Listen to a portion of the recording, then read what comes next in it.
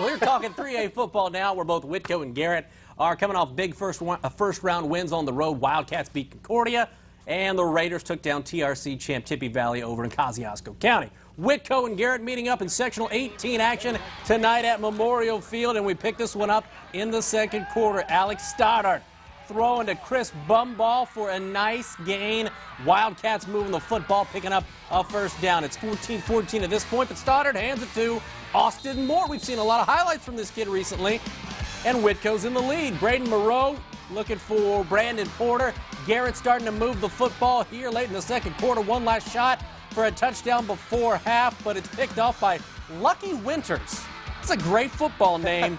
And I'll tell you what, Garrett put it on him in the second half as the Railroaders go on to win this one thanks to a big second half. They beat Whitko 42-14. However, on the other side, it's Jimtown putting it on Lakeland, so the Lakers fall to the Jimmies, and that sets up a Garrett at Jimtown showdown next week for the sectional championship. 3A Sectional 19 action. Belmont hosting Yorktown. The Braves hung 62 on Blackford.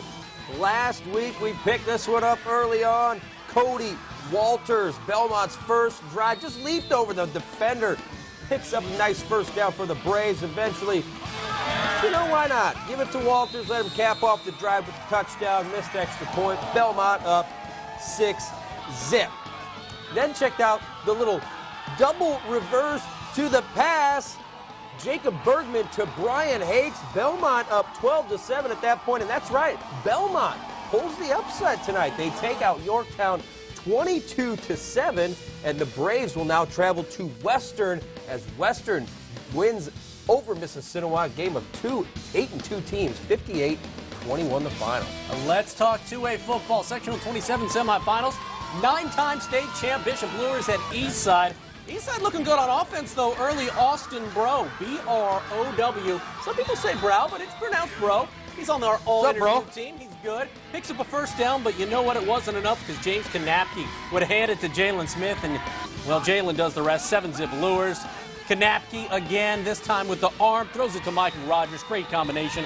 14-zip Lures. Then in the second quarter, how about more Lures? Jaquale Cooper, a highlight zone staple. Another touchdown for Bishop Lures there as Lures goes on to roll 42-7 up in Butler. So who will Lures get next week? Madison Grant or Cherubusco? I love how they run out into a big sea of diesel smoke up in Turtletown. But Madison Grant not messing around in this one. Tyler Young, touchdown 7-zip Argyles. Then Alex Zolman gets picked off in the end zone by Brady Franklin. It was getting a little scary up in Turtletown. But then Jason Nicodemus gets things going. The big man rumbles, picks up 26 yards. He would eventually punch it in the second quarter, the first of his 4 touchdowns to go with 213 yards rushing. Busco gets the win, 28-20. They will now travel to Lures Field next week for the big showdown. I've been hoping for that game all year. That's going to be a good one. How about in 2A Sectional 26? Manchester and Bremen.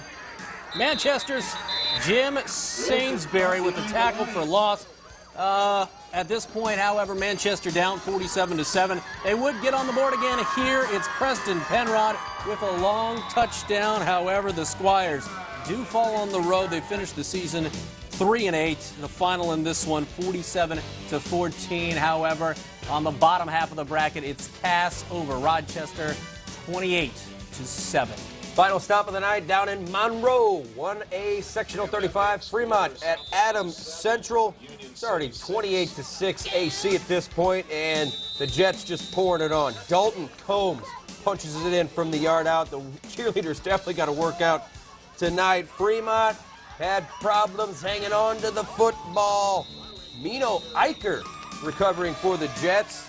And then, you know what? Let's just go to the air because you're called the Jets. Combs to Alex Byerly as Adams Central rolls in this one big, 55-6. They will host North Miami next week as North Miami takes out Northfield 13-7. And also in 1A, South Adams keeps that great season going. A battle of 9-1 teams. The Starfires get the 40-6 win. They will take on Sheridan. Coach Bud Wright, he picked up his state-leading 369th win as Sheridan takes out Lapel 48-16. South Adams will host Sheridan next week. We got more coming up next in the Highlight Zone. We're the Northside Redskins, and you're watching the Highlight Zone. Yeah! Go North! You know, there's only one every single week. We're talking the play of the week, and let's go down to Marion, where Kyle Santilli not only catches this ball on the goal line or inside the end zone a little bit, but he's going to run toward the other end zone. We're talking 101-yard interception return for touchdown as Leo takes care of Marion, 42-22. Kyle Santilli, your play of the week. Kyle Santilli getting his cardio work in. Good news for Leo fans. Check this out. We got a great week coming up next week. Snyder at Kokomo in the sectional finals. Bishop Dwenger at Leo. Garrett at Jimtown. Busco at Bishop Luers.